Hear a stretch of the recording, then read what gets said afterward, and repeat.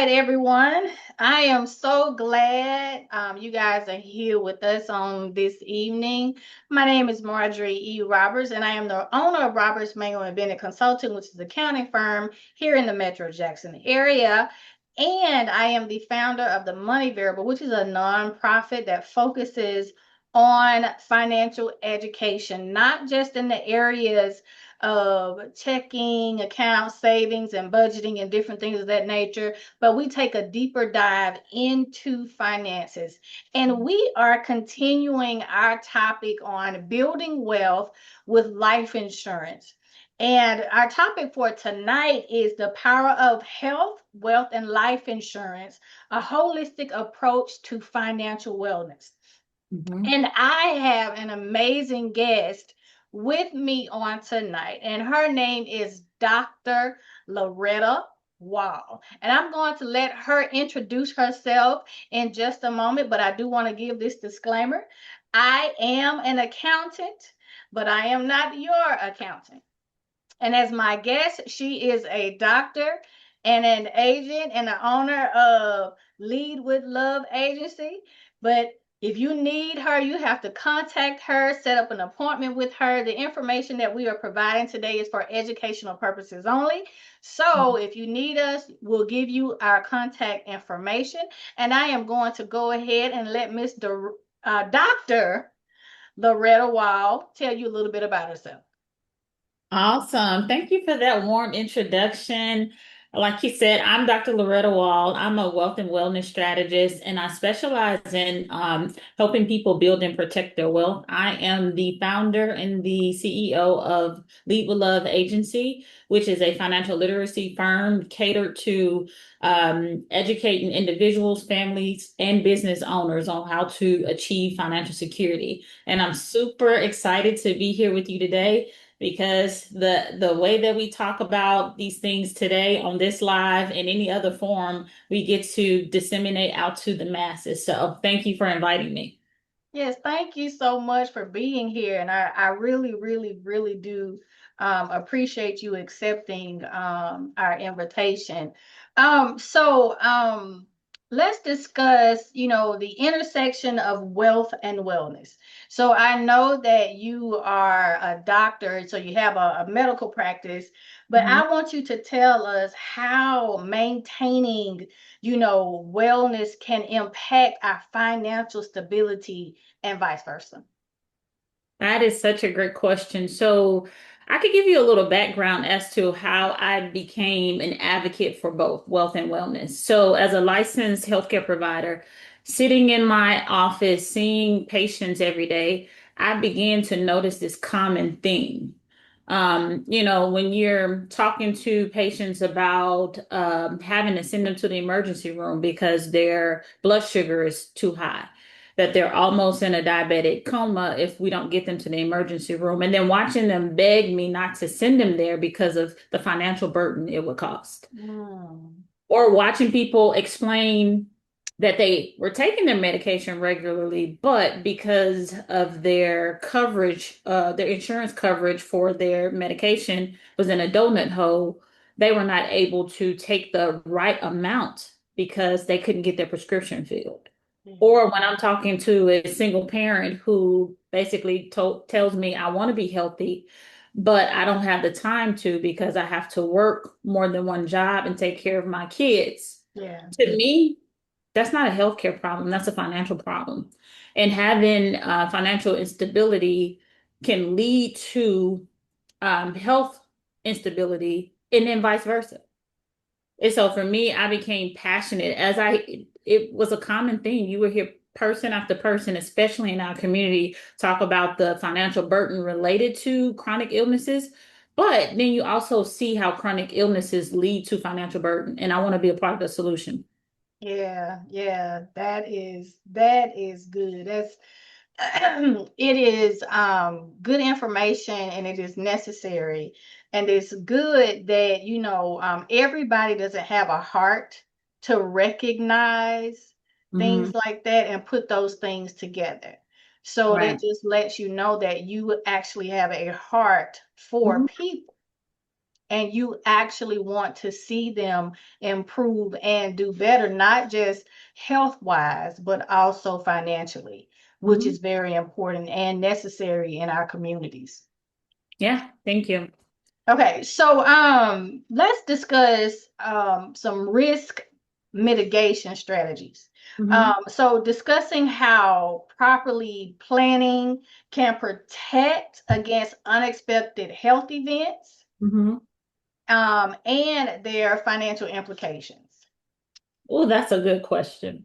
So, like, I created this roadmap for mitigating risk simply because everything we do, I mean, everything we do, revolves around money, revolves around our access to resources or the lack thereof. We can say, okay, I don't care about money that much, or, money is the root of all evil. Maybe so, but it also makes the world go round. And so, if you think about it, because of advances in healthcare and advances in technology, we're living longer and we're living longer in retirement. Yeah, Guess what? Depending on our health and our wealth will determine how comfortable we live in retirement. Because if we live 20 years in retirement, but our money doesn't stretch 20 years after we stop working, we're going to be retired in poverty. And then you add on health implications as it pertains to maybe medications or having to afford someone to take care of your activities of daily living if you couldn't do it by yourself. That erodes the nest egg that you think you might have. So we have to properly plan now and yesterday for yeah, our future selves. One of the reasons I'm super passionate about mitigating risk as it pertains to building wealth is that I watched my mom be a caregiver to almost everybody in my family. Every person who needed caregiving, I watched her be that. But the financial implications of being a caregiver, 80% of women will be a caregiver for somebody. And when, like, if someone in your family needs additional help, if you love them and you have the availability, you're going to be there for them. But what does that do for you as a caregiver? It interrupts your ability to generate the amount of wealth that you need or generate income. But also, now you're talking about two people having financial implications pertaining to your health and wellness. So that's one thing. But then if you think about the wealth disparity associated between men and women, if women are more likely to be the caregiver and statistically they live longer, most of the time, women who are caregivers end up in poverty or at risk for poverty the older they get. yeah, And so we have to be exposed to more information as it pertains to mitigating that risk so that even if we are a caregiver, we can do it carefully or we have the means to hire someone to take care of the needs that we may encounter as we age or, from accidents and stuff like that. And I think that starts with carefully collaborating with a financial professional, one who cares about teaching you concepts, one who cares about understanding your family dynamic, understanding where you are financially, identifying those gaps, but providing that pathway for you to fill those gaps. yeah. Yeah, Yeah, that is good. Since you mentioned, a lot of our people believe that the love of money is the root of all evil. Now, you ain't gotta love it, but it is necessary. necessary. You know, a lot of people uh don't like Kanye West, but he had a famous line in one of his songs. Money is not everything, but not having it is. And so when you find yourself in a situation where you are unable to take care of your basic needs due to not having money, that puts you at risk, but everyone connected to you at risk. And to me, I think that is sad because almost everyone is working hard. Like Yeah, two and three jobs, a job and a business. yeah, I've been doing so for a long time just to end up poor. right, For what and why? right. And to me, as I dive deeper into financial literacy, financial planning, and how money grows and how it's taxed, I realize a lot of it is due to misinformation or understanding that where we spend most of our time, we do not have access to financial information, financial education, financial literacy. That's right. You are absolutely right. And I think there is I was sharing with someone that there seems to be a fear when it comes to information, just the information, Mhm. being provided. There's a fear there that, I just, uh, it's kind of hard to explain, but people are, they're so accustomed to life insurance and different things of that nature being classified just for burial, and stuff like that. And it is not. It is necessary. Other people have been using life insurance to build generational wealth. To- Come on now. You're speaking today, not only generational wealth, current wealth, and future wealth. Yeah, yeah, Current net worth and future net worth. yeah. That is so important. I think it's fear, but also it's a lack of clarity too. So that's why I True, say true. financial illiteracy is one of the number one crises in the world because we don't get taught how money grows in certain financial products. We don't know how to utilize life insurance appropriately. Yeah, We understand it as to how to use it for the end of life, but how we use it to replace our income in certain situations like chronic, critical, and terminal illnesses. yeah, How we use it to protect ourselves as it pertains to building a trust fund. yeah. When you think about old money, trust fund money, business money, a lot of that money is life insurance money. Absolutely.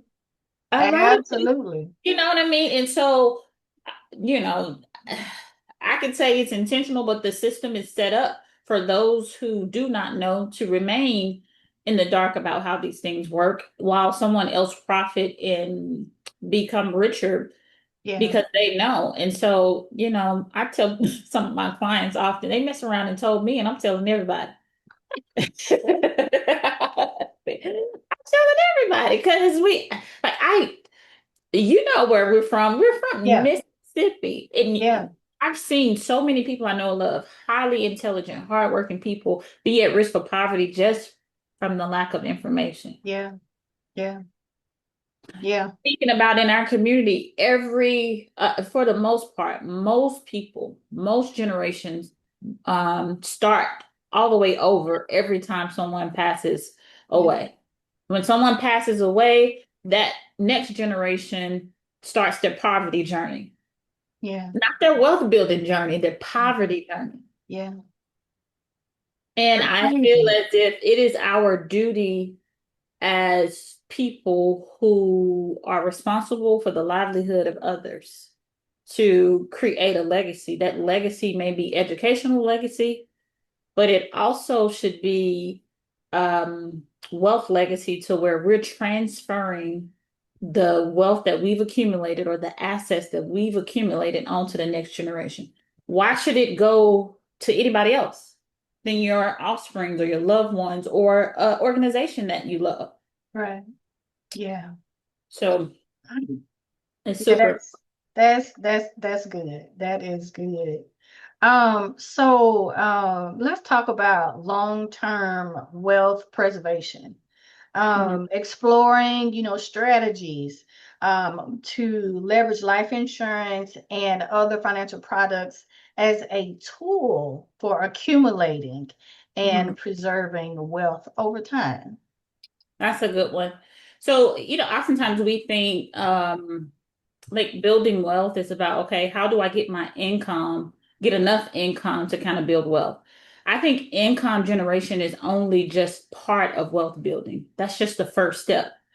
But when you think about, I like to say, when you are thinking about all of the things that we've talked about thus far, and also preservation, you have to figure out how do I plug in the holes of my wealth building boat? how do I properly diversify my portfolio so that I have places where my money grows with the upside of the market. I have places where my money grows with tax advantages, and I have places where my money is flexible and liquid. So in certain situations, I have access to money without unnecessary penalties and fees and unnecessary taxation. And so some of the other risks associated with losing your ability to generate wealth would be, how about inflation? So inflation is the increase of costs in services and goods, and which means there's an increase of cost of living. But if cost of living is increasing at a rapid rate, your money should be keeping up with inflation to actually not depreciate in value. However, to build real wealth, our money has to outpace inflation. But if our money is depreciating in value, meaning we have it sitting in places where we're not getting any interest. So right now, for example, inflation is about 3%. What type of interest rate are you getting on your money? What financial vehicles give you at least 3% interest? Did you get 3% raise this year? That's just to stay stable. And I feel like, sometimes we sensationalize these words like inflation and we talk about, okay, yeah, I'm gonna save my money. That's sensationalized. But I like to take savings out of my vocabulary. If you should off the top throw your money into a growth account that is minimally at the rate of inflation and then growing to outpace inflation. That's where the real wealth happens. We've been indoctrinated to, I'm going to exchange my time for money, meaning go to work, take that money and pay our bills, and then we may save what's left over. But I don't know if you guys noticed, over the last 5 years, the cost of living has outpaced salaries. Yes, it has.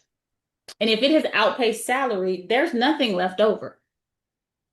And more than half of the population are living paycheck to paycheck. So that means we're living off 100% of our income. Yeah. And so if that's happening, someone should have taught us we should work or run a business, earn income, take a portion of that money, 15 to 20%, and grow it, compound it, and allow the growth of that money to afford our lifestyle. We Yes. still pay our bills, but paying our future selves is the most important bill. But if we're not doing it, we never interrupt the cycle of going to work to pay bills, to pay taxes, to pay more taxes, and then pay more bills. Yeah. Yeah.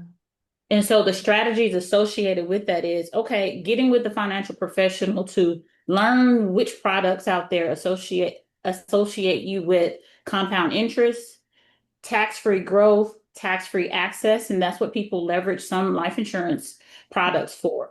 Do you realize like you certain income do not even qualify you for Roth IRA? That's true.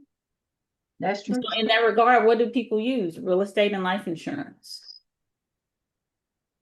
And so if certain income levels know that they do that and get advantages and they're able to recycle their money, any income level can do it. Yeah. And so those strategies help. But also, when we talk about preserving our wealth through transitions like critical, chronic, terminal illnesses, disability, do you know you can have those types of products in your portfolio attached to your life insurance for free? And when those situations happen, you're getting tax-free money that replaces your income during those certain situations, as opposed to having to wipe out your savings account or having to tap into your retirement account where if you're not 59 and a half, you're getting that pre-penalty fee. Right. Right. And then when you get through that situation, you're starting over financially. One of the leading causes of bankruptcy in the United States is due to medical bills from Yeah. chronic and critical illnesses. And Yeah. if that's the case, why don't we pay more attention to that? You're right. Yeah. This is good information. Oh my gosh. I am I'm at a not really at a loss for words, but this is not my area of expertise, but the information that you are providing is so eye-opening. Mhm. And just me paying attention to the things you've been doing over the years, and you and some other people as well, I'm like, there's so much more to insurance. And Mhm. with me being in the finance arena, being in banking and accounting, me seeing, all of the trust Mhm. that were established, and how I saw all of these huge life insurance checks coming in, made payable to the family trust, in which Absolutely. they established before they left here. Absolutely. I tell my clients quite often, hey, check out what would the Rockefellers do. I Yeah, like to joke and say they did a lot of stuff, but they worked with an accountant and a financial professional to create wealth for every person born in their family lineage. yeah, They created the waterfall method, or them and their financial professionals, to yeah, where they created a family trust, and every person that's born in their family lineage, the trust purchases life insurance and also other things like education, businesses, homes. yeah, But the trust becomes their beneficiary. So every time someone dies, it refunds the trust. So yeah, the trust never runs out of money. right. Yeah, The things we all can do just with information and working with the financial professional that can help you do that. And none of us, and nobody I know really came into this world and say, hey, I want my kids to starve to death. I want my grandkids, my great grandkids to starve. right. Nobody comes here saying, I want to be a poor, hardworking caregiver and starve. And I want my loved one to starve either. No one wants that. Nobody. Nobody wants it. You're right. You're right. No. So, let's talk about holistic financial planning. Hmm. So integrating life insurance into a broader financial wellness strategies, and how it complements other investment vehicles. Right. So, you have all these different products, like, like your checking and savings account, you have like your CDs, 401ks, TSPs, you have pension plans, IRAs, traditional or Roth. People have their money in stocks and bitcoins and like all of these things. But I really think people do not look at life insurance as a financial product when it really is. It is one of the only products that gives you guaranteed future net worth. Like when I think of life insurance, even just the death benefit portion alone, to me, in my mind, that means future net worth. I remember my first client that I wrote a policy for. I was already locked in because, like, I don't do anything that I don't really feel passionate about. But I remember she was saying she wanted to set up a retirement plan, but she just really didn't have the budget. And I said, well, let's at least do this. She said, I wanted to make sure my kid gets a college plan. We got the college plan for her, just for her son, but then got her coverage for herself. And I remember thinking, minimally, we at least created future net worth for her son if something were to happen to her. Yeah, yeah, You know what I mean? yeah, Minimally. yeah, But what if we thought about that in that way, that's one way, meaning statistically, when income is suddenly stripped out of a household, it takes a family 10 years to recover financially. Think about, you have all these hopes and dreams, like, okay, I'm working to take care of my livelihood to pay my mortgage, but if something happens to me, how do we pay the mortgage? The bills keep coming. right. So having the income replacement to complement your retirement account. Using life insurance to, especially the ones that have cash value where you can access in different situations to supplement what you will be receiving in retirement. Because we all know, well, I'm not going to say we all know, but somebody knows that having a 401k alone is not enough to retire, Yeah, especially with how money is taxed, how money goes up and down in the market. It's just not enough. So you have to have something. And when you take the holistic approach to planning financially, you plan for the now, you plan for the immediate future and the long-term future, and that includes life insurance with living benefits and long-term care for income replacement during situations where you can't provide activities of daily living. Because it's one thing for sure, it's not a matter of if we will get sick or disabled, it's a matter of when. Because most people, before they die, they get sick or older, where you just age and your body may wear and tear. Yeah, yeah. Especially if you're working 2 to 3 jobs and not Right, have enough time to focus on your health the way that you want, right, right?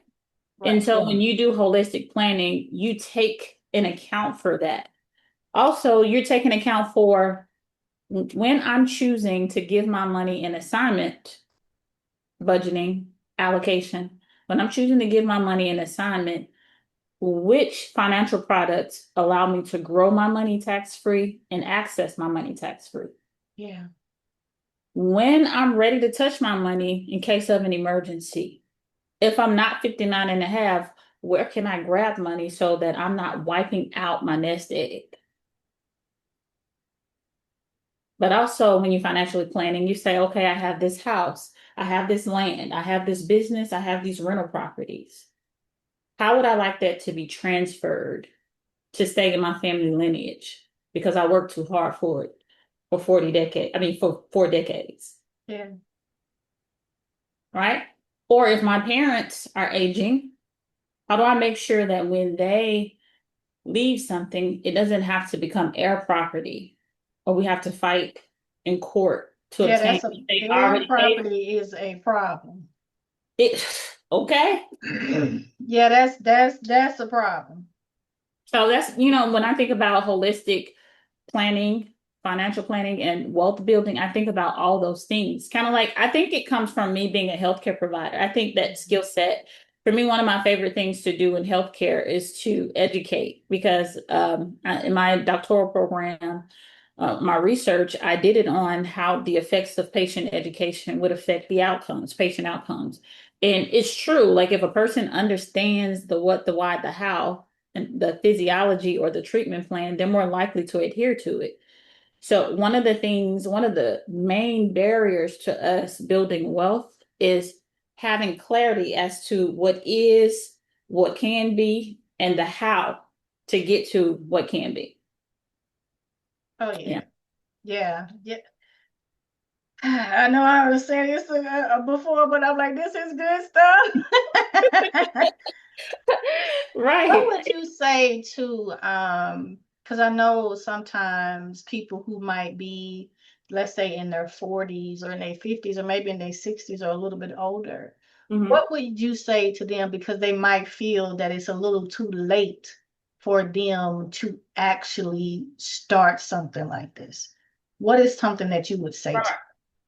I would say it's never too late. Yes, the power of compound interest lies within time and the amount of interest you get applied to your money. But when you sit down with a financial professional who actually customizes a plan to fit your needs based on your income, your budget, and your family dynamic, you can come up with something. And so I think the first step is to dispel the narrative of it's too late. Also, forgive yourself for what has happened and what has not happened, because I'm going to tell you right now, I believe this wholeheartedly. All of it is not your fault. Absolutely. The system Absolutely. was set up for us to not know and to keep not knowing. That's right. Because when you create or when you increase financial literacy for one person, everyone in their household life could be different and they have the ability or pathway to build wealth. But in that household, everyone in that community has the opportunity to build wealth. And when you build wealth in the community, you have the opportunity to build economic power. Yeah. When you build economic power, you have the ability to maybe build political power where we get to have decisions, make decisions on how our lives go, as opposed to being told what to do or Yeah. making decisions that do not benefit us. Yeah. Yeah. That's true. And That's so at any age, you can find a plan. whether it's for supplementing your retirement or just protecting what you already have, but also decreasing certain risks that would further erode at your wealth. Yeah. So Yeah. yeah. Okay. All right. So let's talk about empowerment. And you might have touched on this, but empowerment through knowledge. The Mhm. importance of financial literacy education, educating ourselves about how money grows, how money is taxed, but also how different insurance and financial products Mhm. work for a person's overall wellness. Yeah, I would elaborate on that just a little bit more. I touched on it earlier, but there are categories, overarching categories that those different financial products fall in. You have fixed accounts that may be, for example, let's say a regular savings account, and you have maybe a CD. You have variable accounts that may be 401k, IRA, a TSP, or something like that. And then with certain accounts, you have indexed accounts to where net money grows with the upside of the market without risk of loss because it has bottom line protection. And so, quite frankly, we should have money in all of those categories. However, we shouldn't be too top heavy. When we properly diversify across those asset classes with the prioritization on tax diversification, we're able to keep more money in our portfolio and allow that to grow and compound over time to where we're creating more money just by choosing the right financial products. And when we do that, it kind of allows us to buy back our future, buy back our time, buy Yeah. back our freedom, Yeah. buy back fulfillment. Yeah. And so for me, getting with a financial professional that educates you on this stuff, not just try to, sway you on one or the other, educate you on how these things work. Now, when you're making a decision, you can make it from an informed place. Yeah. Yeah. I love it. I love it. I love it. Okay, well, that is the end of our show for today. Okay. Again, my name is Marjorie E. Roberts, and I just want to thank everyone for joining us on today. And thank you, Dr. Loretta Wall, for joining us. If you will, please tell everyone how they can get in contact with you. Absolutely. So you can fill out a contact form on my website, www.lead, Lead as in dog, with, WITH, love, agency.com. We'll put that in the comments. But also, you can email at info@leadwithloveagency.com. We're on Facebook and Instagram, Lead with Love Agency.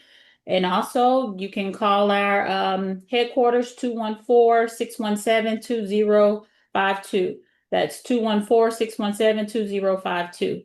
Or just DM me or comment in this comment section or send me a message at Loretta Wall on Facebook. And so I'd love to answer any questions. I'd love to, just schedule an appointment to see what needs you may have. Awesome, awesome, awesome. Thank you so very much for being with us on tonight. And again, my name is Marjorie E. Roberts, and you can contact me at 769-247-4400. Again, I am the owner of Roberts Mangum and Bennett Consulting, which is an accounting firm here in the Metro Jackson area, and I am the founder of the Money Variable Nonprofit. Thank you guys so very much for joining us, and please contact Dr. Wall and allow her to help you change your life and the lives of those who are coming after you and your families. Thank you guys so much. Peace and blessings. Bye bye. Bye. Thank you.